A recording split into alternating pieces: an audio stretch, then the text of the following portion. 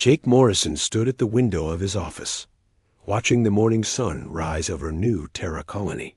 The settlement looked peaceful from up here. Children were walking to school, their voices carrying on the wind. Parents waved goodbye from their doorsteps. It was a normal day on the colony world, or so Jake thought.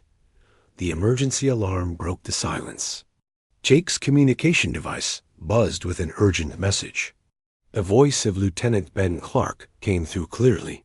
"Sir, we have a problem. A massive ship just appeared in orbit. It's bigger than anything we've ever seen." Jake ran to the control room. The main screen showed a dark vessel hanging in space above their world. The ship was enormous, easily 10 times the size of the largest human cruiser. Its surface was covered in strange symbols that seemed to glow with an evil light.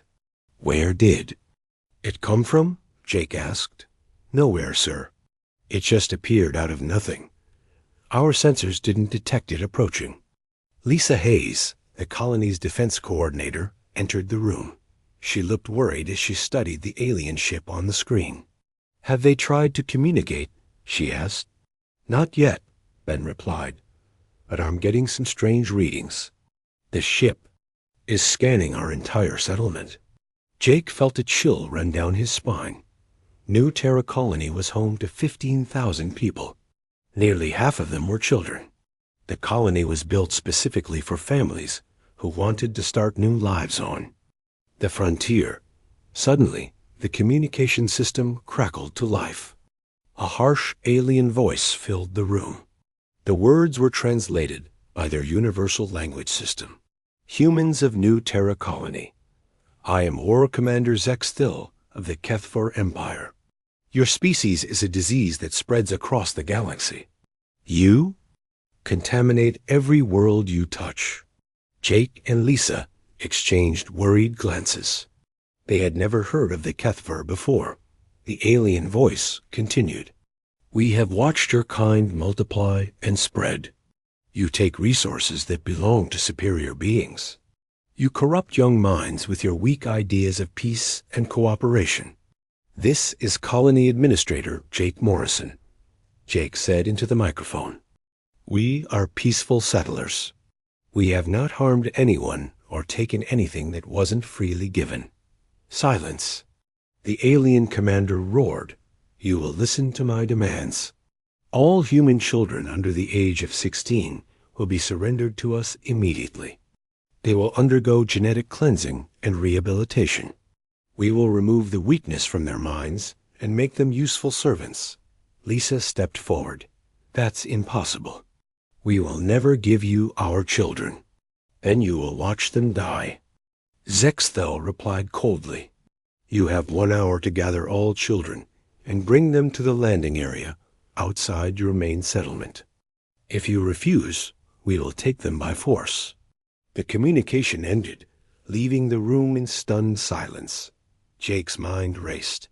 His own daughter, Emma, was only 12 years old.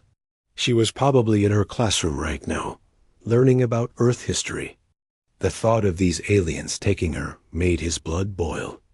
"We need to evacuate the children," Lisa said. "Get them to the underground shelters." "It won't work," Ben said, pointing at the scanner readings. "Look at this. Their ship is using some kind of advanced scanning technology. They can see through our walls, through solid rock. There's nowhere to hide." Jake activated the colony-wide emergency system. His voice echoed through every building and street. "This is Administrator Morrison. We are under threat from an alien vessel. All children are to report to their nearest safe room immediately. All adults are to assist in protection protocols." Across the colony, parents grabbed their children and ran for the designated safe areas. Teachers led their students to reinforced classrooms, but Jake knew it wouldn't be enough. The alien technology was too advanced. Exactly 1 hour later, the attack began. The alien ship fired strange beams of blue light down at the colony, but these weren't weapons meant to destroy buildings. The beams passed through walls and ceilings, like they weren't there. Jake watched in horror as the beams found every child. In the colony, Emma was in the school cafeteria when the light touched her. She simply stopped moving, frozen like a statue. The same thing happened to every other child. What's happening to them? Lisa shouted. Some kind of stasis field, Ben replied, his voice shaking. They're alive but completely paralyzed. The alien ship began pulling the children upward with tractor beams. Jake ran outside and saw his daughter floating through the air, her eyes wide with fear but unable to move or speak. All around the colony, 347 children were being lifted into the sky. Parents screamed and reached for their children, but there was nothing they could do. The alien technology was beyond anything humans had ever encountered. Lisa tried to fire the colony's defense weapons, but the beams simply bounced off the alien ship's shields. Within minutes, all the children were gone. The alien ship hung in the sky like a dark cloud, holding the most precious thing the colonists had. Jake fell to his knees in the dirt. His daughter was gone. All their children were gone. Around him, parents were crying and calling out names. The colony that had been full of laughter and joy was now filled with despair. The alien voice spoke again, this time broadcasting to all human worlds, people of Earth and all human colonies. We have taken the children of New Terra. This is only the beginning. Surrender all your worlds to the HFY Empire, or watch your young ones suffer. You have 7 days to decide. Jake stood up slowly. His hands were shaking with rage and fear. But he knew one thing for certain. He would get his daughter back. He would get all their children back. Even if it meant fighting the entire HFY Empire, that the war for humanity's future had begun. Dr. Eleni Rodriguez worked through the night in her laboratory. She had not slept since the children were taken 6 hours ago. Her eyes burned from staring at computer screens, but she could not stop. Somewhere above them, 347 children were trapped on an alien ship. Elena was the colony's chief scientist. She studied alien technology and tried to understand how other species built their machines. Now she was racing against time to find a weakness in the HFY ship. The stasis beams, she whispered to herself. There has to be something. She played the recorded data from the attack over and over. The blue beams had passed through solid matter like it was air. They had frozen the children in place without harming them. But Elena noticed something strange in the energy readings. Jake Morrison entered the lab. His face was pale, and his clothes were dirty from searching the colony for any missed children. He found none. Any progress? He asked. Maybe, Elena said. Look at this. The stasis field that holds the children requires a very specific atmosphere to work properly. The aliens are using a gas mixture that keeps the children unconscious, but alive. She pointed to numbers on her screen. But here's the problem. Human children need different air than adult humans. Their lungs are smaller. Their blood carries oxygen differently. The alien stasis pods are designed for adult humans. Jake felt his heart skip. What does that mean? It means the children will start getting sick. Their bodies will begin to shut down. I calculate they have maybe 72 hours before the first child dies. Jake grabbed the edge of the table. How can you be sure? Because I've seen this before. Not exactly the same, but similar. When we first arrived on New Terra, some of our equipment failed. The air processors in the children's school broke down. We had to use adult-sized units temporarily. 3 children almost died before we fixed the problem. Elena turned to face Jake. The HFY don't understand human biology. They think all humans are the same. They made a mistake. Can we contact the ship? Tell them how to fix it? They won't listen to us. But there's something else. I can send this information to Earth and all the other colonies. If other humans are coming to help, they need to know the children are dying. Jake nodded. Do it. Send everything. Elena activated the colony's hidden quantum communication system. It was built in secret for emergencies like this. A message would reach Earth in minutes, even across the vast distances of space. Meanwhile, high above them on the Kethfer ship, Emma Morrison was waking up. The stasis field had weakened slightly, allowing her to move her fingers. She was lying in a small pod filled with strange blue gas. Around her, she could see other pods with her friends inside. Emma had always been a smart girl. Her father taught her to stay calm in dangerous situations. She looked around carefully, trying to understand where she was. The walls were made of dark metal. Strange symbols glowed on the surfaces. She could hear the hum of alien machines. Slowly, Emma discovered she could move her hands. The stasis field was not working perfectly.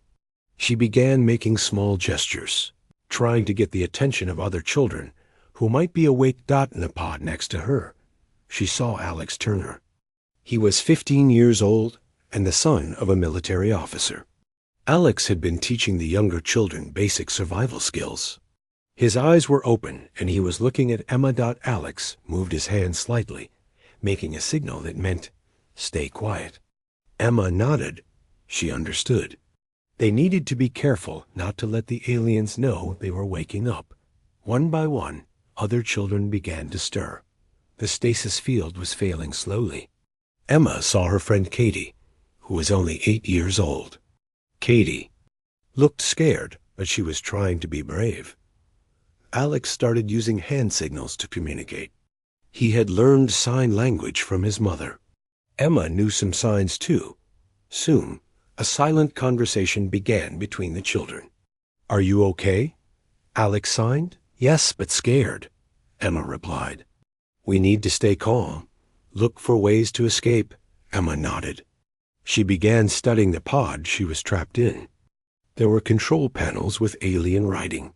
She could not read the symbols, but she noticed that some of them were flashing red. That usually meant something was wrong.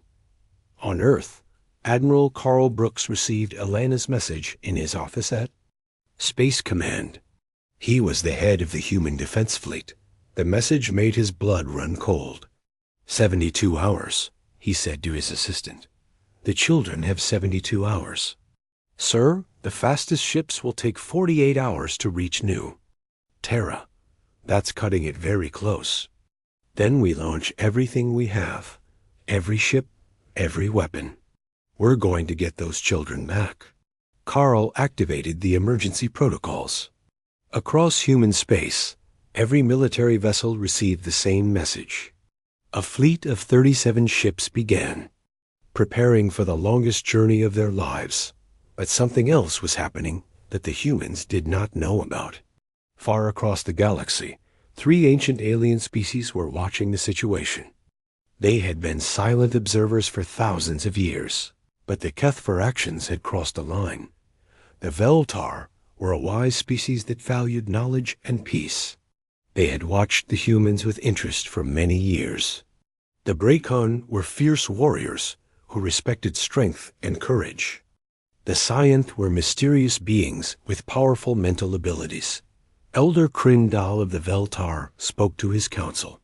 The Kethfer have violated the ancient laws. They have taken children. This cannot be allowed. War Chief Thokmar of the Brecon pounded his fist on the table. Even in our bloodiest battles, we do not harm the young. The Kethfer have no honor. The Scienth remained silent, but their thoughts were dark with anger. Back on New Terra, Helena continued her analysis.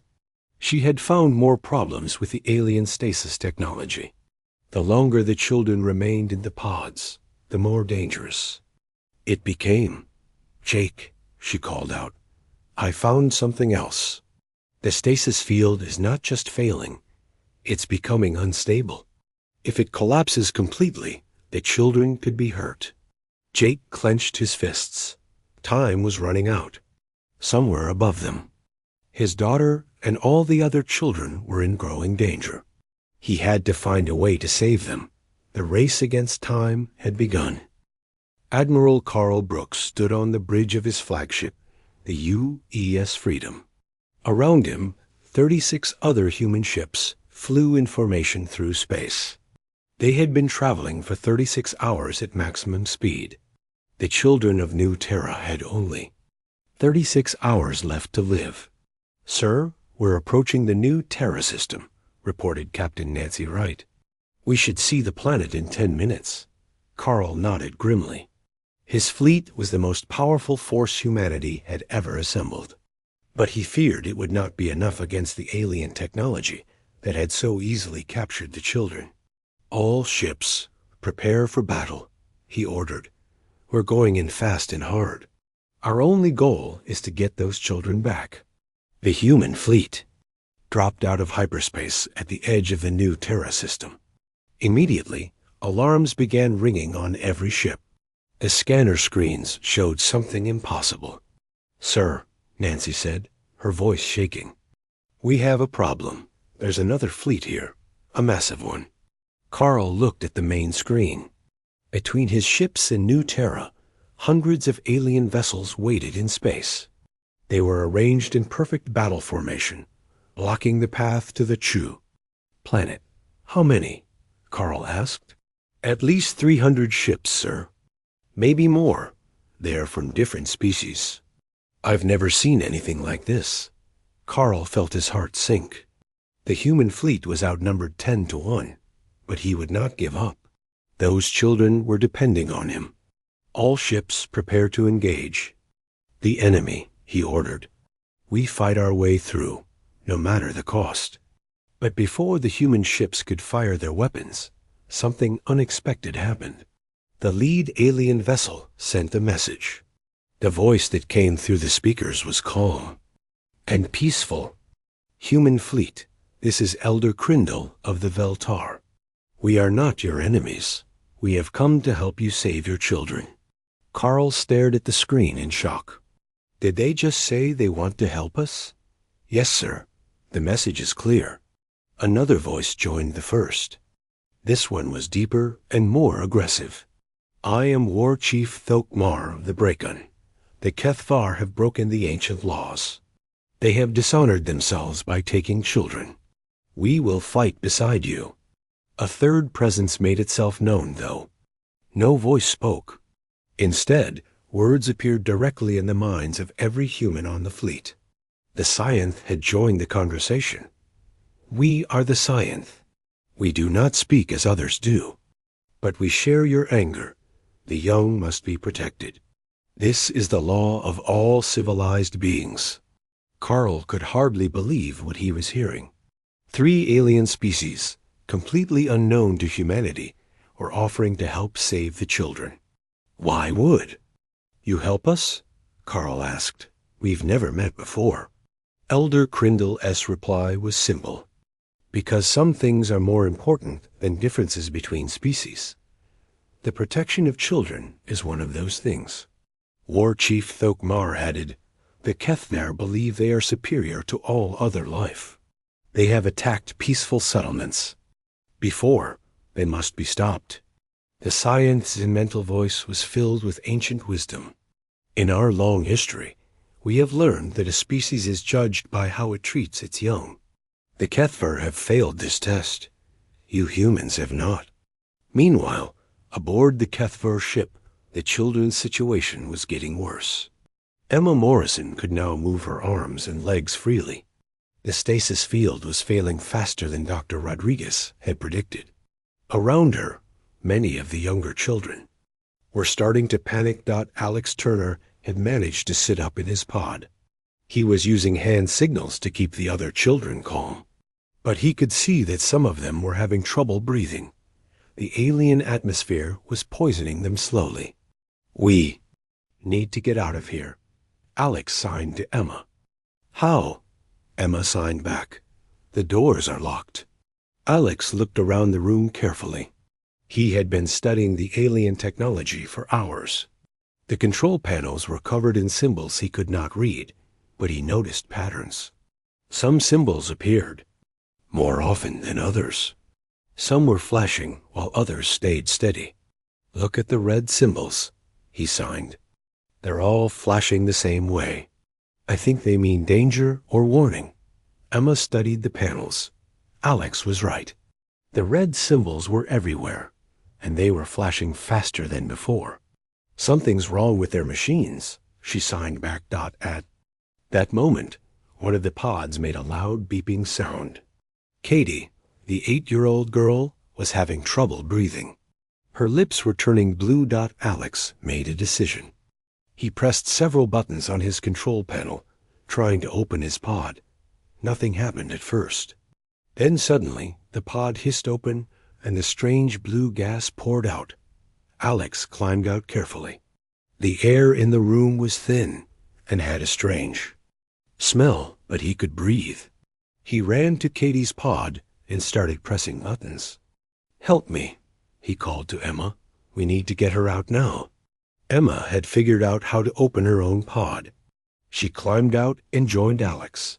Together, they managed to open Katie's pod. The little girl gasped for fresh air. "Are you okay?" Emma asked. Katie nodded, though she was still scared. "I want to go home." "We're going to get home," Alex promised. "But first, we need to help the others." Back in space, the combined human and alien fleet was moving toward the Kethvar ship. Elder Crindle shared his knowledge of Kethvar technology with Admiral Brooks. "Their shields are strong, but they have a weakness," the Veltar explained. "If we attack at specific points with the right frequency, we can bring them down." War Chief Thokmar was eager for battle. "My warriors are ready to board their ship. We will fight in the corridors if necessary." The synth offered their own special abilities.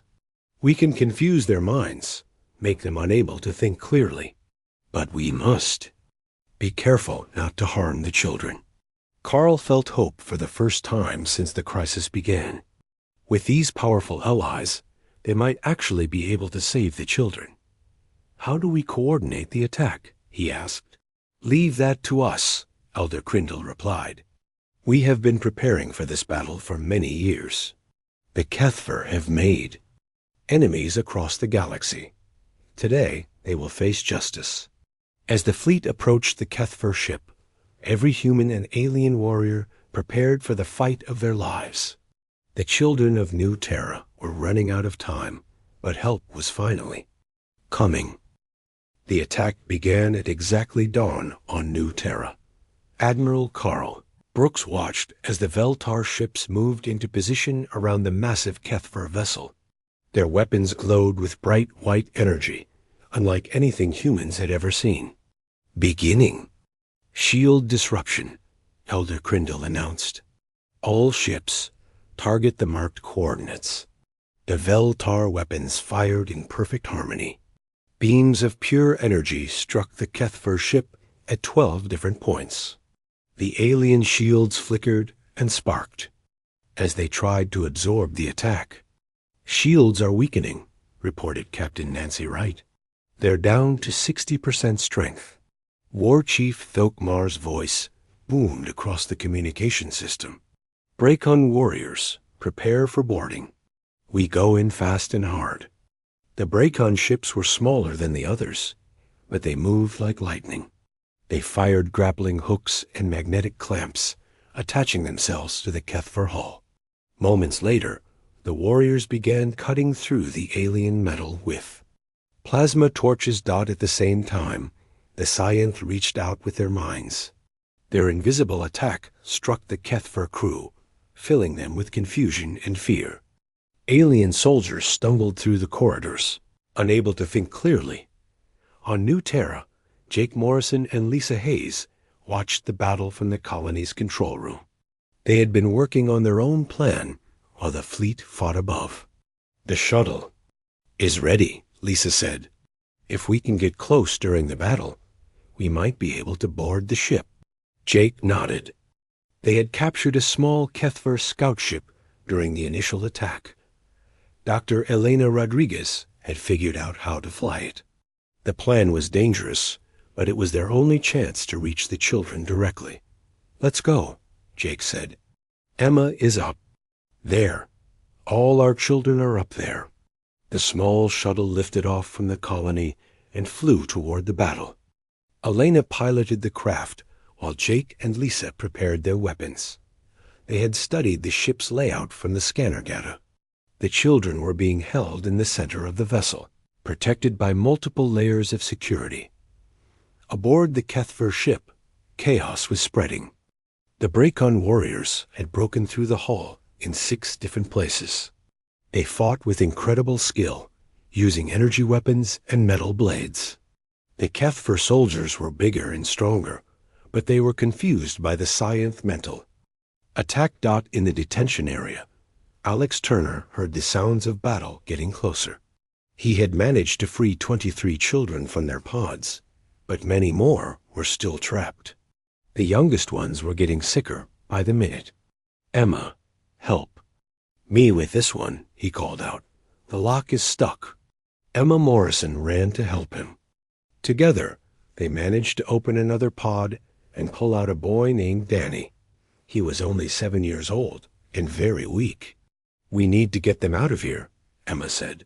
The air is getting worse. Alex looked around the room. The alien symbols on the walls were flashing faster now. Many of them had turned from red to orange, which seemed to mean the danger was getting worse. Over here, called out a voice from across the room. I found something. It was Sarah, a 14-year-old girl who was good with computers. She had been studying the control panels while the others freed the children. I think this is the main lock system, she said. If I can figure out how to use it, maybe I can. Open all the pods at once. Alex joined her at the control panel. The symbols were strange, but they were starting to make sense. Some meant numbers, others meant actions like open and close. Try pressing these 3, Alex suggested. They appear. Together on every pod, Sarah pressed the symbols. Suddenly, every pod in the room began to open. The remaining children gasped as they were freed from the poisonous gas, but their celebration was short-lived. The door to the detention area slid open, and War Commander Zexthal entered with 4 armed guards. Clever little humans, the alien. Commander snarled, but you will not escape. You belong to the Kethver now. Alex stepped in front of the younger children. We're not your property. We're going home. Zexthal laughed, a harsh sound that hurt their ears. Your home is gone. Your parents are dead. Your ships are destroyed. There is nowhere to run. But the alien was wrong. At that moment, Jake Morrison and Lisa Hayes burst through the ventilation. System above. They had crawled through the ship's air ducts to reach the children. Dad!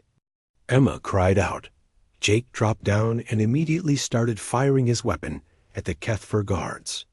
Lisa landed beside him, her military training showing as she moved to protect the children. Everyone stay down, Lisa shouted. We're getting you out of here. The battle in the detention room was fierce but brief. The Kethver guards were still confused by the Scienth attack, and Jake and Lisa were fighting for their children's lives. Within minutes, all 4 guards were down, but War Commander Zexthal was not finished. He pulled out a device that looked like a bomb. If I cannot have the children, then no one will, he said. This will destroy the entire ship. Alex realized. What was happening? He's going to kill us all.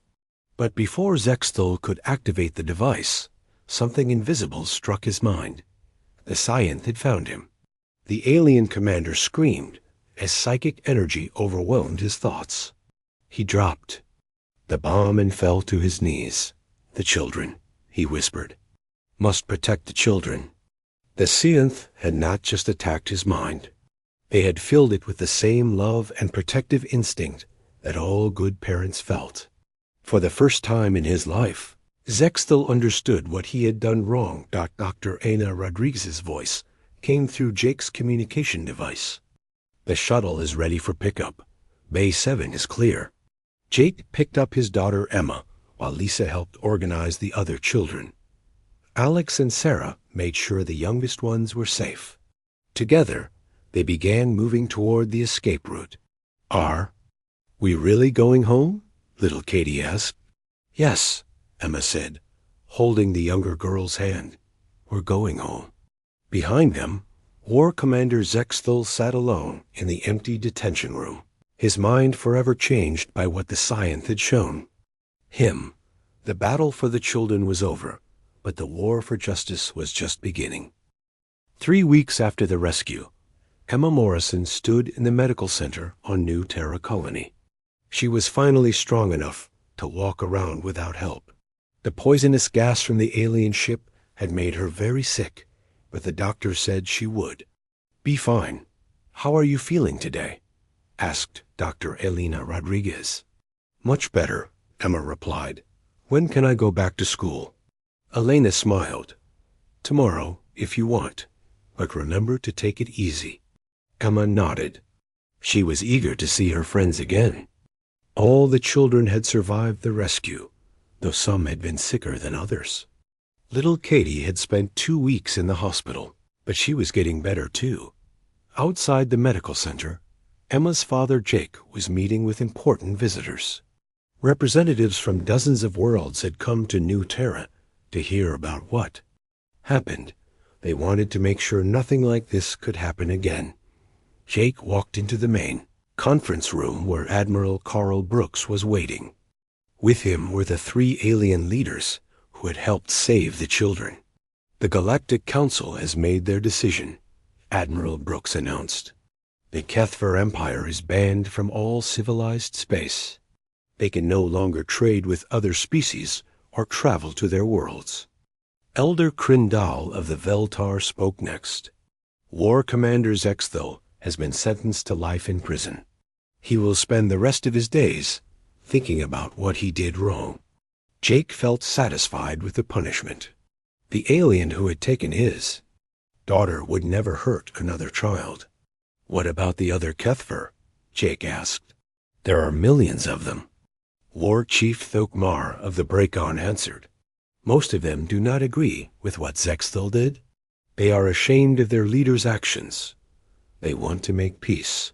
The Science's mental voice joined the conversation. "We have spoken to their minds. They understand now why taking children is wrong. They will not make this mistake again." Admiral Brooks stood up. "There's something else. The Galactic Council has invited humanity to join them as full members. You would have the same rights and protections as any other species." Jake felt his heart skip. Humanity had dreamed of joining the galactic community for years, but he had not expected it to happen like this. "Why now?" he asked. Elder Krindal's answer was simple. "Because you proved yourselves. When your children were in danger, you did not give up. You fought with courage and honor. You showed that humans understand what truly matters." "Also," War Chief Thokmar added, "you worked together with us, even though we were strangers. That takes wisdom and trust." The Science's thoughts were warm with approval. "Your species has potential. You can learn and grow. You can become good partners in keeping the galaxy safe." Jake thought about all the people on New Terra and other human worlds. This decision would change everything for them. They would have new friends among the stars, but also new responsibilities. "I accept on behalf of humanity," he said. "We would be honored to join the Galactic Council." The meeting continued for several hours as they discussed the details. Jake would become the first human representative to the Council. He would speak for all human worlds in the galactic government. Meanwhile, Emma was visiting the colony school. Many of her classmates were there, working on a special project. They were writing letters to children on other worlds, both human and alien. "What are you writing?" Emma asked her friend Sarah. "A letter to a Veltar child," Sarah replied. "Elder Krindal said their children would like to learn about human games and stories." Emma smiled. She had her own idea for a project. She wanted to start a program where human and alien children could visit each other's worlds. They could learn about different cultures and make friends across the galaxy. "I'm going to call it the Interspecies Youth Exchange Program," she told Sarah. "That's a great idea," Sarah said. "We could teach them about Earth sports, and they could show us their games." Alex Turner joined their conversation. He had been helping to organize the Children's Recovery Program. Many of them were still having nightmares about their time on the alien ship. "The doctors say talking about it helps," he said. "Maybe we could include that in your program, Emma. Kids helping other kids who have been through scary things." Emma nodded. She knew Alex was right. The experience had changed all of them. But instead of making them afraid, it had made them stronger and more determined to help others. 6 months later, Jake Morrison stood before the Galactic Council for the first time as humanity's representative. The great hall was filled with beings from 100 different worlds. Some looked almost human, while others were completely alien. "Members of the Council," Jake began, "I speak for all humans when I say we are grateful for this opportunity. We have learned that the universe is not a place to be feared, but a place to be explored together." He paused, thinking about his daughter and all the children of New Terra. "We have also learned that our differences make us stronger. When the Kethver took our children, 3 species we had never met came to help us. They did not ask for payment or favors. They helped because it was right." The council members listened carefully. Many of them had heard about the rescue mission and were impressed by how the different species had worked together. "Humanity promises to be good members of this council," Jake continued. "We will protect the innocent, help those in need, and work for peace among all species." When Jake finished speaking, the entire council stood and applauded. It was the first time in the council's history that a new member had received such a welcome. Later that day, Jake received a message from Emma. She was now 16 years old and running her youth exchange program. Children from 12 different worlds were participating. "Dad," her message said, "I'm proud of you. I'm proud of all of us. We turned something terrible into something wonderful." Jake smiled as he read the message. His daughter was right. The day the aliens took the children had been the worst day of his life, but it had also led to the best thing that had ever happened to humanity.